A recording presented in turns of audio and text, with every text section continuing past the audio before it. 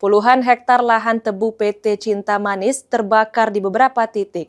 Rayon 5 Desa Sri Bandung, Kecamatan Tanjung Batu, Ogan Ilir. Diduga lahan tersebut dibakar oleh orang tidak dikenal. Inilah video amatir saat kebakaran melanda lahan tebu milik PT Cinta Manis. Tepatnya di Desa Sri Bandung, Kecamatan Tanjung Batu, Kabupaten Ogan Ilir, Sumatera Selatan.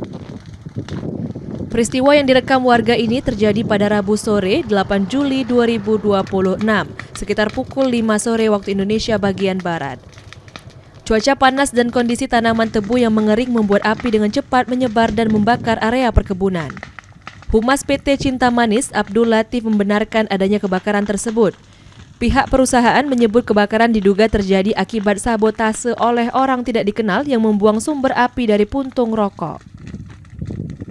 Saat ini masih melakukan penyelidikan untuk mengungkap penyebab dan mencari pelaku. Jika berhasil ditemukan, pelaku akan diserahkan kepada pihak kepolisian. Pihak perusahaan menyebut terdapat lebih dari 7 titik api dengan luas lahan yang terbakar masih dalam pendataan. Selain membakar sisa tanaman tebu hasil panen, api juga mengenai tanaman tebu yang beberapa bulan lagi akan memasuki masa panen.